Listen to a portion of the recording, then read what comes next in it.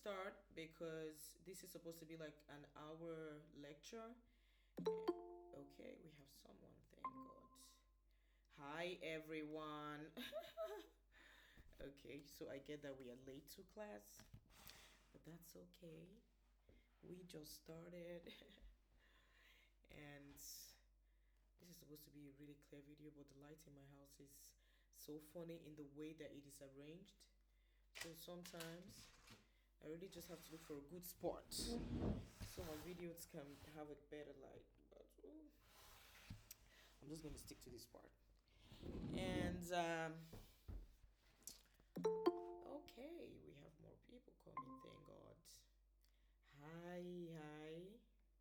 So we can just quickly introduce ourselves, and I'll start with myself. My name is Obidi Ojochide, and I'm really passionate about feminism. I grew up, observing my environment, and I used to say my mom was a women leader. So oftentimes, women came to our house, and every day they had stories, even the ones that their husband were working or was working. My mom, who there was a widow, would still have to take from her own to give to them. And I used to ask myself, are these people not married? Don't they have husbands? And all of those questions. And when I grew up, I began to notice, a pattern. I started to study more, and I began to understand that, things like patriarchy exist and misogyny exist, and there's feminism as a concept. And from that time till now, I have always tried to fight for the rights of women. And so that is my very brief history on, my journey as a feminist. So we can start from anybody that wants to speak right now. What's your name and what motivated you to join this class? Hello, my name is Hannah. Hannah Grube. I follow you on TikTok and I watch your lives, and I don't know, you say a lot of things that are I kind of live completely opposite of. My life is basically the exact opposite of what you preach, and in a way, I guess I want to learn the history behind what gets you to be how you are, just so that maybe it'll help me to actually just be better rather than just have the same mindset, and it could help me in the future. And I have seen how I am has negatively impacted me due to like ignorance of reality, ignorance, and just being way too much of like, I guess, how they raise women to be just like really giving and really trusting and really caring, and even to my own detriment. Like I would know and be completely aware of how much it's detrimental to me, but I will still do it because I'm like, oh my gosh, like, oh, they still need my help. And it would just take me down and down and down. And so I just want to learn and have what I learn be applied to my life. So thank you for this class. Oh, thank you so much. Thank you so much. I mean, that was so heartwarming to see that people actually understand and want to learn more about what I say and what I do. And I hope that this class will benefit you in the very many ways that you anticipate. Okay, let's have Frances or Obianuju.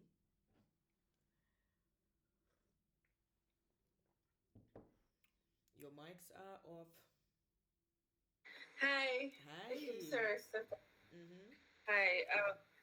Okay, sorry for joining late. I thought this call was meant to be 7 to 8, but I think we're working with your time. I don't know. Oh, yes, But yes, I think so. That's why I was really curious about. I said CAT. So for you, I think it's 1 hour late. You are starting at 6, right? Oh, yeah. I will have to correct the flyer tomorrow. Today is West African. For West African, it will be 6 to 7. Okay, no issues. Mm-hmm. Okay, my name is Frances Oyelade. I'm full-time brand product manager. On the side, I have a tech educational brand. My feminism journey started in 2019, actually, during my IT. I mean, I know about feminism before that, but I don't think I was well educated about it enough.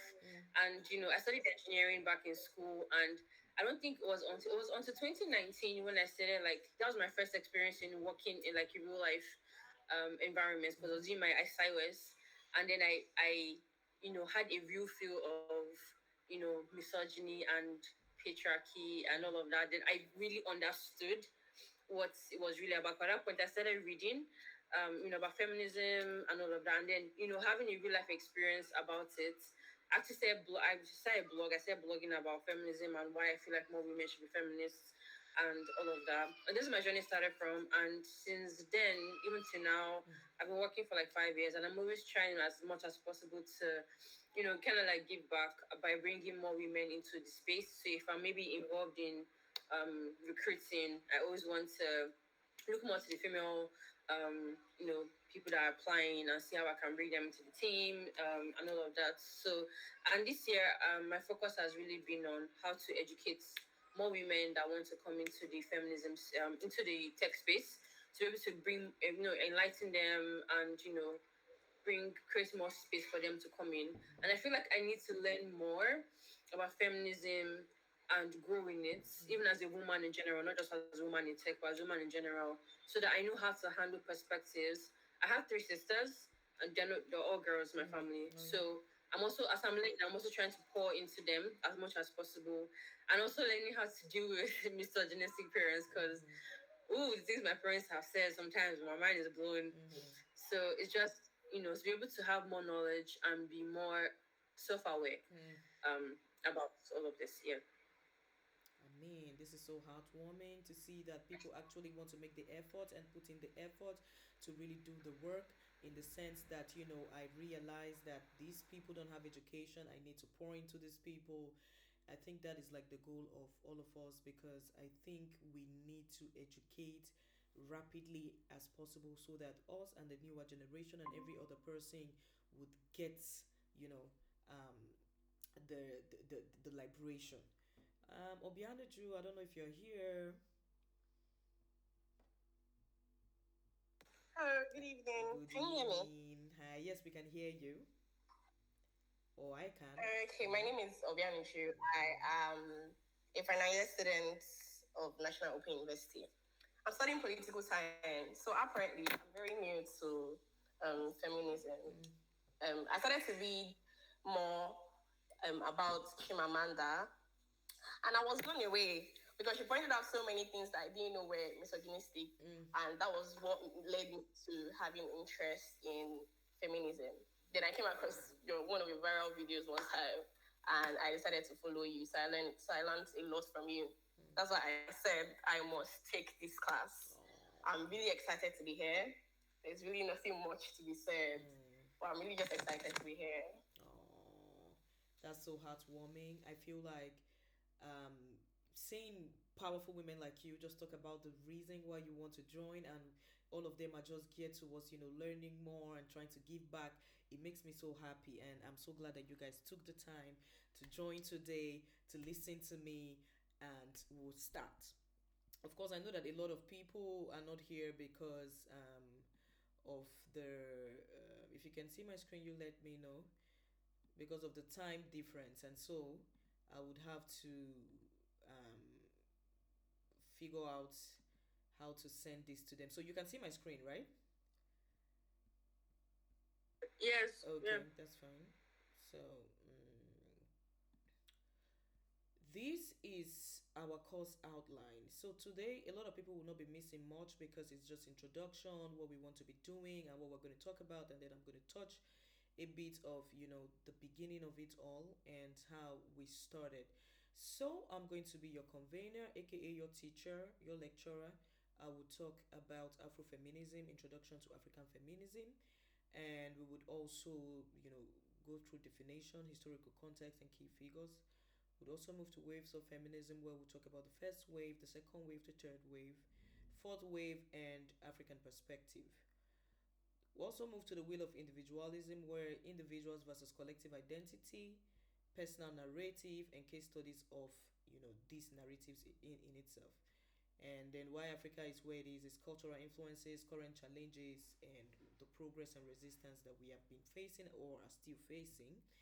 And then the last will be the 360-degree woman, which is a bonus class from my Smart Money Woman group I used to run. And we'll talk about inclusive language, holistic approach, global versus local perspective, and then we'll run a bit of discussion there. And that will be it for the webinar. And so I have a lot of materials here that if you have the time you can read. This is a link that is talking about towards an African feminist institution. This is mostly on political representation, and why this article is important is, can you see my screen? Yes. Okay, that's fine. And this is a very important map that is on my slide because of the fact that Nigeria has a very low representation of women in politics, even as far as, and I'm talking about in the whole Africa. You get what I mean? It's not in West Africa now. Ghana has a whooping 15%, and the population is less than Nigeria. Nigeria only has 6%, with South Africa having 46%, and Tanzania following right there with 37%. It is very hard to defend Nigerian feminism, misogyny rather, because you can see with the statistics that it doesn't just add up. You get what I mean? And so, this is an article that if you read, it will also help you. I gave an assignment, but unfortunately, okay, two people handed in, so I will check it. Faye and Uche has done the assignment, and two people handed in. 17 people did not and have not done the assignment. So I would assign the mark after the class. And so this is where you can hand in your assignment and where you can check for your scores. Of course, I can see other people's score because it's my back end. But for you, it's going to show you just yours. And we also have this very important article, Learning from the 60s by Andre Lord. Andre Lord is a feminist, and this is a picture. You can see this article was talking about how they had a meeting and she was there, but this was a very important article for me because of the writer, who is Lola Olufemi, a Nigerian, and she postulates from Andre Lord to George Floyd. Lola Olufemi writes of how abolition has evolved in the US and UK ahead of the program revolution. It's not a one-time event. So, I mean, her message here, women are powerful and dangerous, is one that synchronizes with my own ideology of thought, because we are indeed powerful and dangerous. But this article is something that you should read, and it's going to help the both of us as we proceed in the class. We also have historical figures, and for this place is a YouTube video of Nandi Shaka Zulu. It's a video of Queen Nandi. Yes, I will just take it out, but she is just an overview of who Nandi is. And this story is very important for our feminism journey and this webinar because of how she was able to move from place to place and was not held by, the husbands that she married, and she was able to raise one of the greatest son ever, who became a warrior and is now the founder, I would say, of the popular village. Zulu he's the historical godfather of the Zulu kingdom of South Africa, and his mother is a very important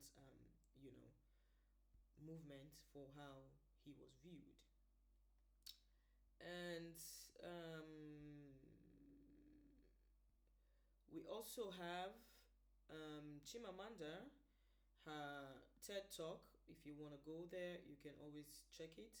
Somebody mentioned Chimamanda, so we should all be feminists is something that I really resonate with, because we all should be.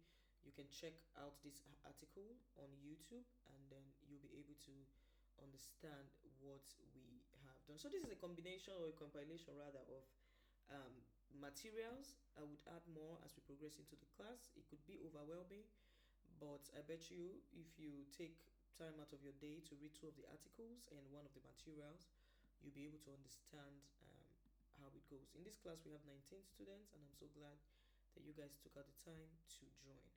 And so for my materials, you will still see the main article. So this is how to use a Google Classroom.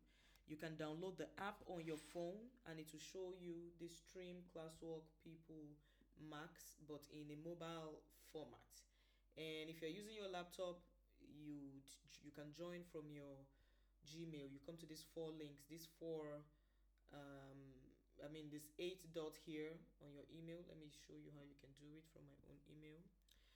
From this place, you can easily come to this four, click this four, then you will see something called Google Classroom. So you see your classroom here. You just click it, and it takes you to your Google Classroom page. This is another email. That is why. So now, if you wanted to join the class, you can join the class by the invitation link I sent you, or you can ask for the class link. And it is easier to just join with the invitation link. So this is how you can join a Google Classroom, and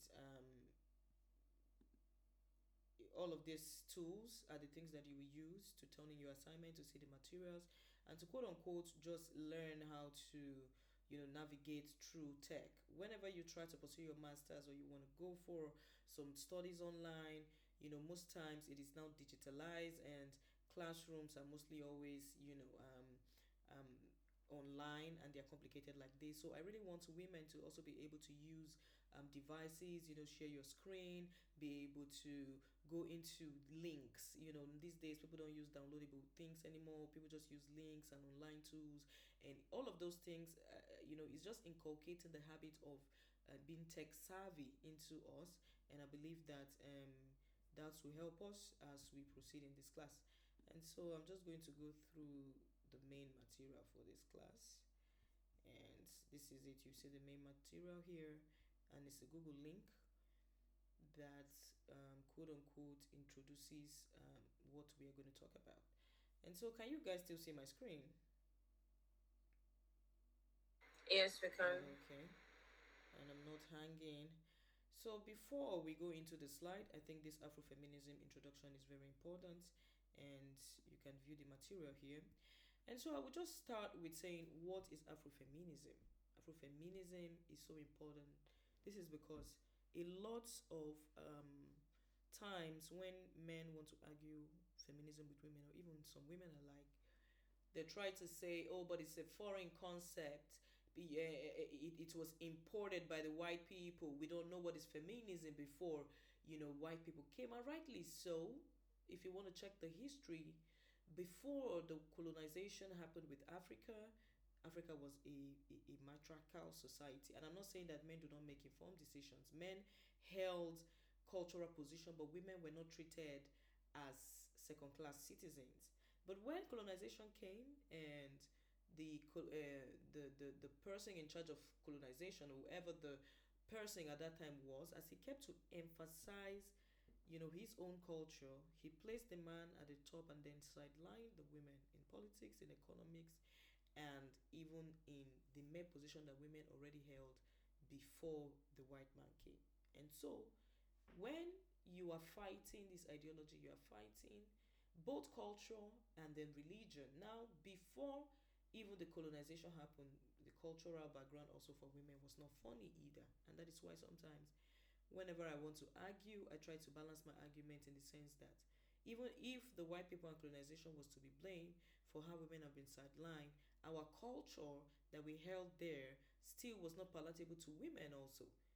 It was stemming from a place of, if as a woman you had twins, it was treated as an abomination, and it was so the children will be thrown into the evil forest. We had that before colonization, and we had the sacrifices of virgins. We had that before colonization. In other places, there have been genetic and genital mutilation, which is GBV, or how do you call it again? So we already have some barbaric cultures that do not favor women. If you lost your husband, they scraped your hair, they made you sit by the grave. It was just humiliating to be